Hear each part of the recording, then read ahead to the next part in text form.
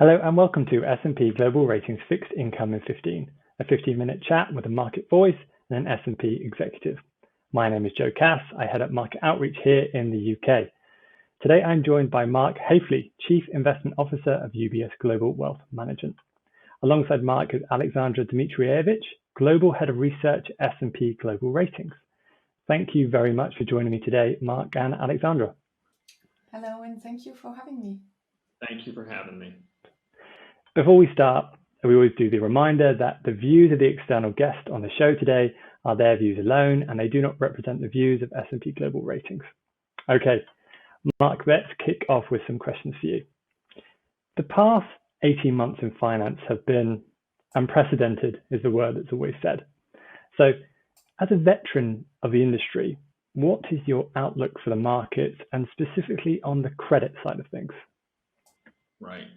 Well, I think unprecedented is certainly true. I think that what is most important for people to realize from here is that we still have these unprecedented levels of both fiscal and monetary stimulus. We do have some concerns about inflation. So if you roll that through, and we have, of course, incredibly low interest rates.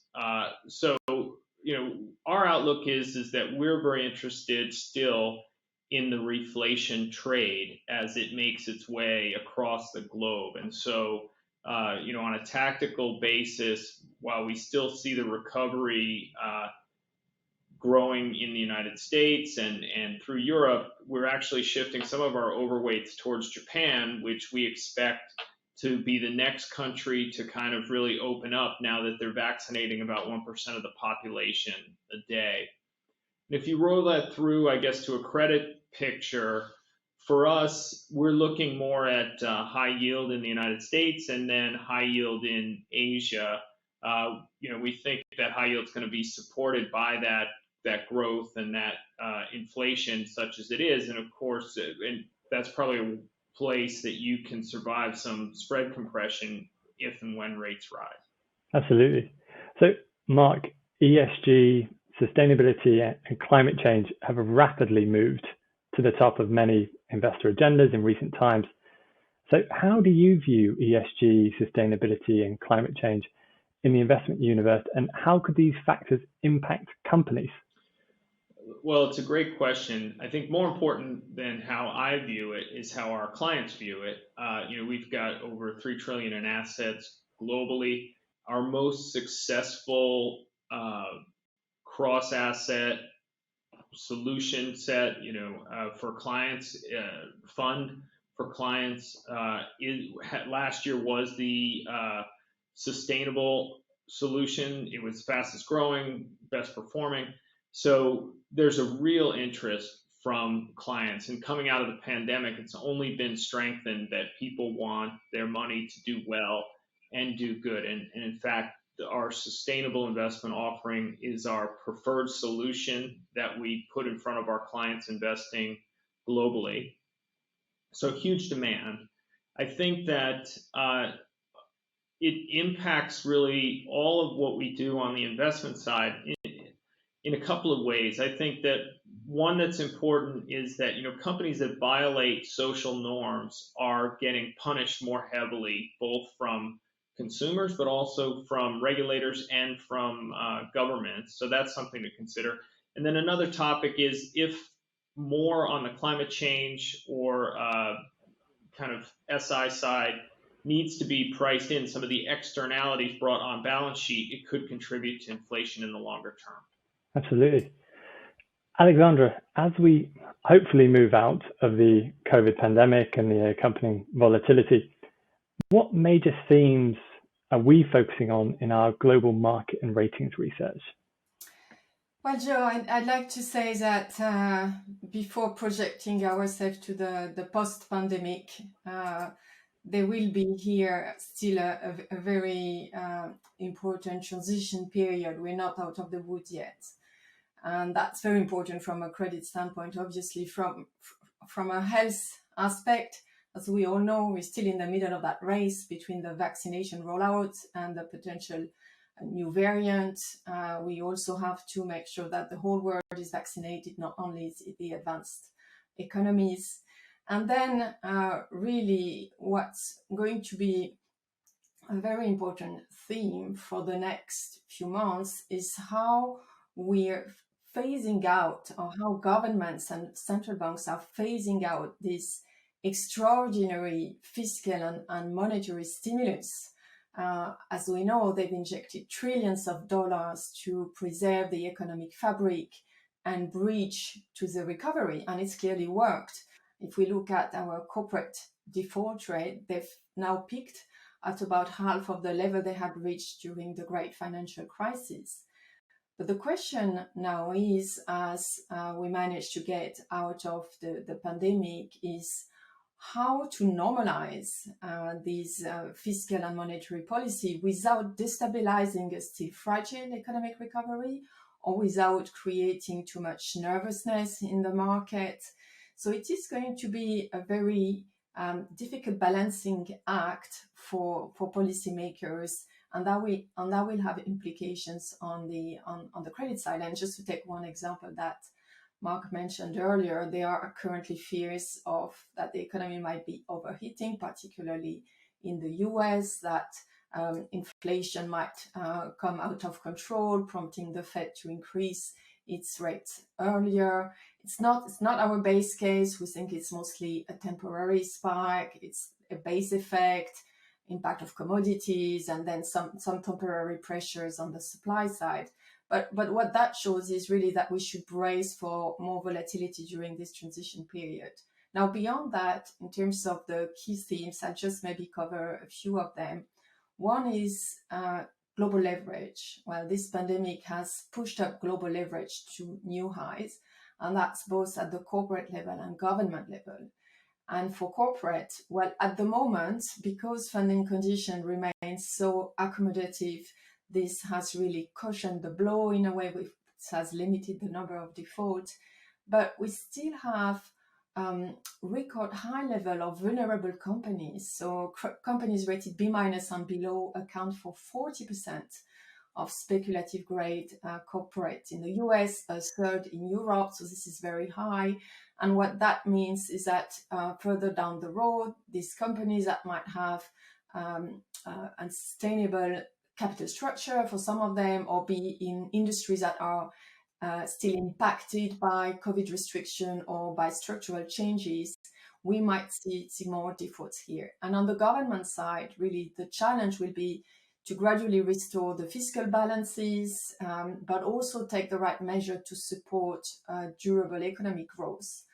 And governments will have to restore their margins of maneuver then to deal with potential new crises in the future, with climate change, population aging, and all of that. So these are two topics. The other I'll mention briefly, digital disruption. We've seen an increase in cybersecurity attack, for instance. So cybersecurity is going to have more credit implication. The technology revolution, the whole internet will have implication on some industries, has accelerated some secular changes. So these also has impact on sectors like retail, commercial real estate. So these are topics we're going to look at. Sustainable finance, we just discussed with Mark earlier that now ESG has been put in the front of the scene with the pandemic. The S has started to have a meaning for a lot in the market. And just since the beginning of the year, we had 280 ESG-related rating actions, and some related to health and safety, but others related to governance and environmental. And related to that, the energy transition to net zero and its implications. So I'll stop here. Could go on for longer, but I think these are some of the key things we're looking at right now. Very, very interesting stats there. So, Alexandra, you meet with market participants and investors across the globe. What's the general sentiment on the digitalization of finance? How could blockchain and digital currencies or digital assets make a mark on the industry? Well, that's a very big topic. After net zero, which was already a big topic, that's another, I think, equally big topic, really. If you look at it, it's striking the pace at which digitization of the capital market has seems to be reaching a new milestone almost every week in this period. So, but it's also very complex, and I have to say, talking with investors across regions, there's not a single view on that. But I can share our view on maybe a few things here. If we start with cryptocurrency, we've been very clear that we consider crypto instruments as really more speculative instrument, not payment instrument. As you know, the prices are very volatile, but also overall, the market cap of all the cryptos is 5,500 of them. It's around $2 trillion. So it's not so much that there is a risk for the financial system, but there could be implications for some of the retail investors, and this is why all of the regulators and policymakers are focusing on that at the moment. And just last week, the BIS published its consultative document on the prudential treatment of the crypto assets. So cryptos have volatility, and beyond volatility, the other major flow, as we know, is the electric consumption, where the higher end of the estimate here is that it could be equivalent of that of a country like France. Now, really, beyond crypto that gets the bulk of the media coverage, the real disruptor, I believe, is the CBDC, so the central bank digital currency. And yeah, I don't know if Mark has some comments on that after, but really they resolved on day one the volatility issue, because you have one digital dollar with equivalent then to $1. They also have a day one acceptability if they are backed by a strong issuing central bank and technology. And they really have the potential to impact or revolutionize a number of ways to conduct monetary policy, fiscal policy, international payments, potentially phasing out the paper cash. And depending on the model that's adopted, the role of the central bank and the role of the banking sector or other financial intermediaries, it could also have an impact on the role of the banks. And the last topic related to your question, I think, Joe, here, the other important disruptor, in my view, is tokenization, which is, that process of creating one or several digital representation of an asset. And it's interesting because then it enables fractionalization of the asset, so it can improve its liquidity, but also generally enhances the efficiency. It reduces the number of intermediaries. It simplifies the process of clearing and settlement. It enhances the transaction securities. It improves transparency. So it's really kind of the foundation potentially of a decentralized financial sector, and it can apply to a very broad range of assets. And just recently you saw the first digital bond by the European Investment Bank. So overall on that topic, we're still early on, but clearly disruption is coming, and bank and financial market will have to disrupt themselves or they will be disrupted. Great. So sticking on that topic, Mark, what's your view on the digitalization of finance, including blockchain and digital assets and digital currencies, both decentralized and issued from central banks? Sure. Well, look, I think Alexandra covered it really well, but let me build on a couple of points that she made. So I think, as a bank, looking at things on the blockchain and doing transactions on that's something we've looked at for some time, and I think that is an important trend to get on board with, because certainly disruption is an issue. I think the government issued digital currencies, would have been just what the doctor ordered through some of the crises we've had, in the sense that, to achieve something that was only done very rarely in past depressions, where you could actually issue currency that was only good for a certain period of time and it expired if you didn't spend it, right? So it takes helicopter money to a whole new level, and potentially that's something that would be really important in a new world of fiscal and monetary stimulus. So that's very interesting as well. On the more traditional, all the questions or most of the questions that we get from clients around the world are about better understanding the cryptocurrency side. And I think the big message that we have for clients a little bit is like, look, let's think about this from a portfolio perspective. And what we try to do is educate clients that probably 70% of their returns really should and will come from their asset allocation. And so that's where we spend a lot of the time. And I think some of the facts that Alexandra highlighted indicate that crypto is still very small, or 0% of most people's portfolios. It's just 2 trillion. It's an asset class 2 trillion. Real estate is something like 25 trillion, and yet few people beyond their private homes, maybe they don't even have an allocation, say, to commercial real estate or something in their portfolio. So they're putting the headlines before kind of solid portfolio construction.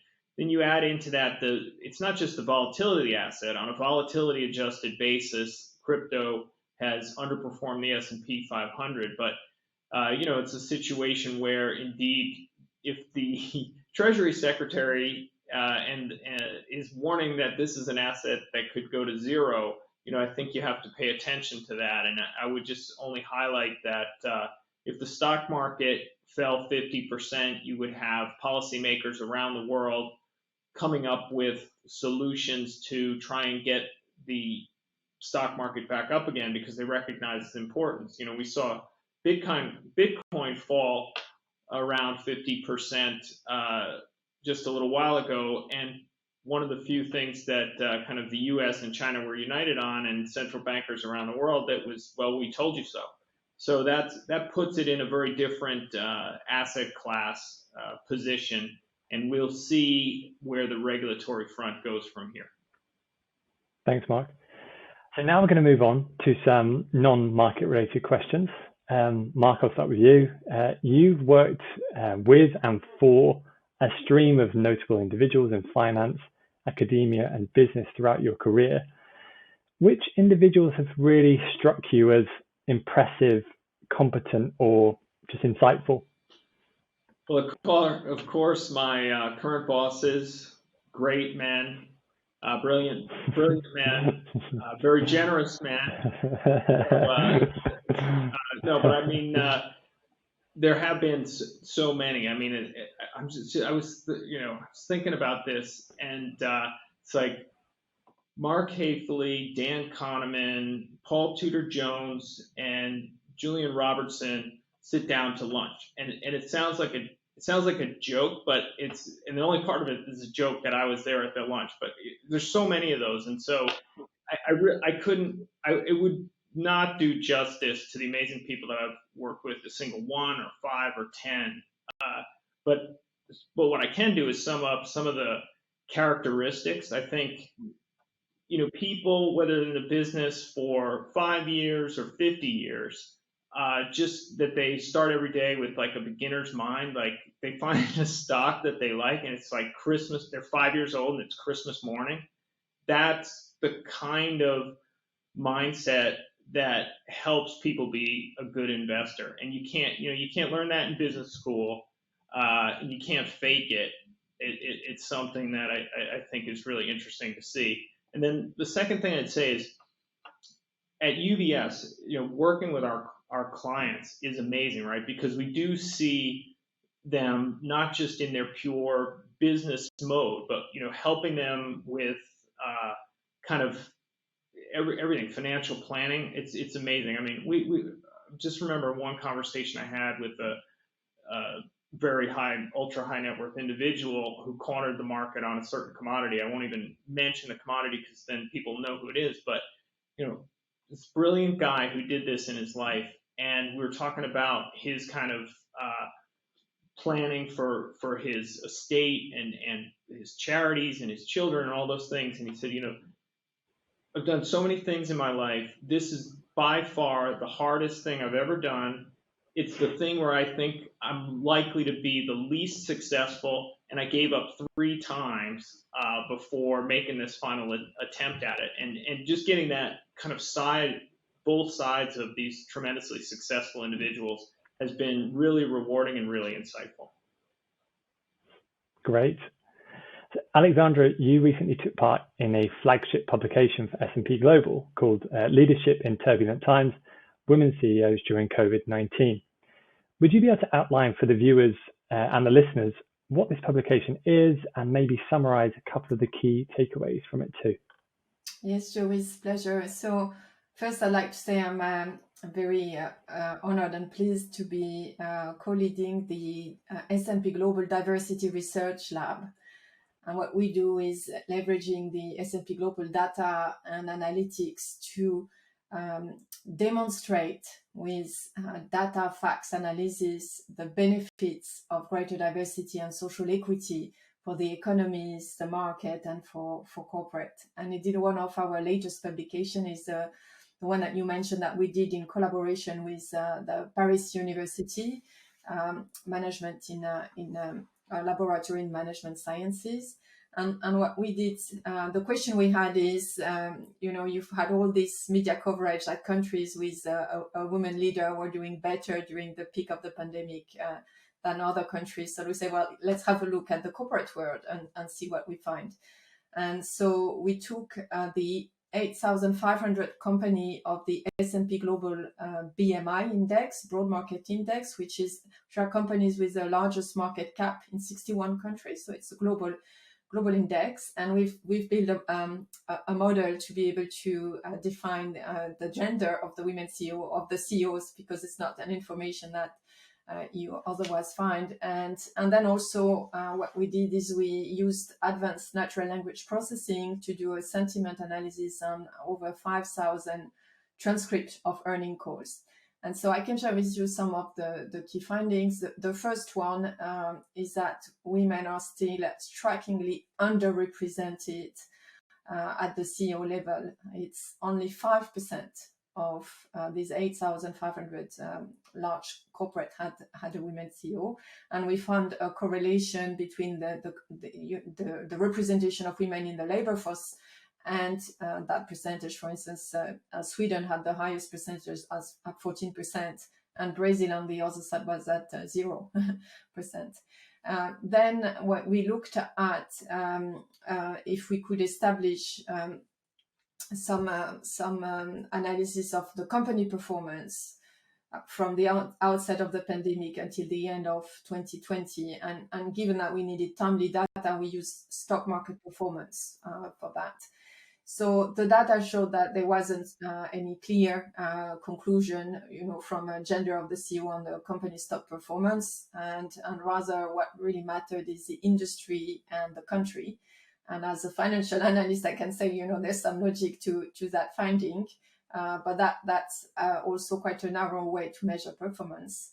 But then what was really interesting using the natural language processing is that we were able to analyze the communication style on the earning transcript from these men and women CEOs. And here, looking at the scores and words repetition, we found that on with regard to negative sentiments like fear and others, it was a comparable frequency between men and women, but women CEO expressed higher words around trust and anticipation in this communication. And then we pushed the analysis to look at the implications in terms of the words, as well in terms of leadership style. And here we found that women CEO tended to have more emphasis on empathy, diversity, accountability, adaptability, while men CEO tended to have more emphasis on transaction and performance. And then, the other point which I found really, really interesting is we found that during this period of crisis, women CEO tended to address a broader range of stakeholders, And particularly, there was a lot of focus around customer engagement, customer experience, and on the employee wellness, parental leave, maternity, health, all of these factors. Absolutely. So, Mark, in a previous career, you were a history lecturer at Harvard. So, can you talk to us a bit about that experience? What did you like about the role of a teacher, and why did you end up moving on? Oh man, that's a long time ago, but so I taught a course called From the Bomb to the .com on U.S. economic diplomacy, and it was an amazing experience. And what I liked about it is it had some of the smartest people in the world who have gone on to do just amazing things. I'd note that Mark Zuckerberg showed up and left Harvard, while I was a graduate student, I think, something like that. So people moving fast.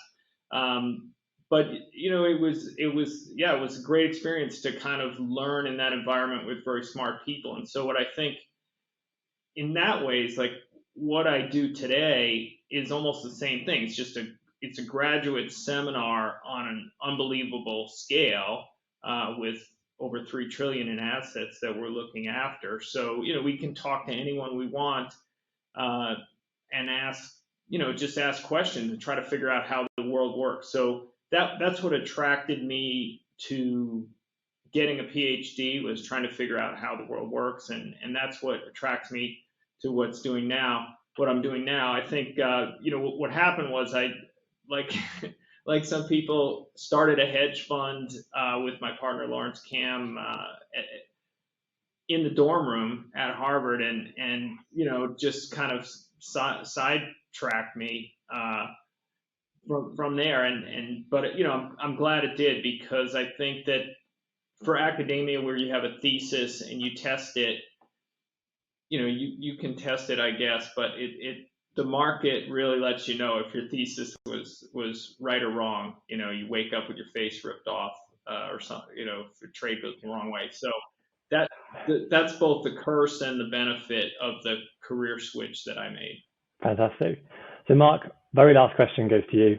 On Fixed Income in 15, I usually interview leaders, influential individuals from the world of finance and economics, including in the past, about a year ago, I think, we had Paul Donovan on, who's your chief economist. So, excluding Paul and yourself, who would you recommend I ask to be a guest on a future episode of the show? Well, look, I'm really fascinated by this meme stocks and all those things. I really don't understand it, but I think it's important. So here's my challenge to you. You get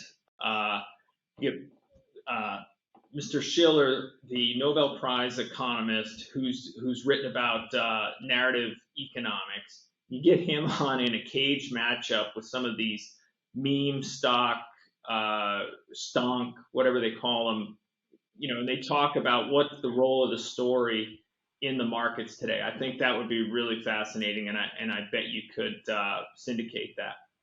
Yeah, I agree. There's the Twitter handler is the guy, the chairman of Wall Street Bets, the Reddit thread. He might be a good contender for that kind of thing. Yes, he would. Yeah. Great. Well, thank you very much to Mark and Alexandra for your time today. It's been really, truly fascinating. So for everybody watching, everybody listening, see you next time on Fixed Income in 15.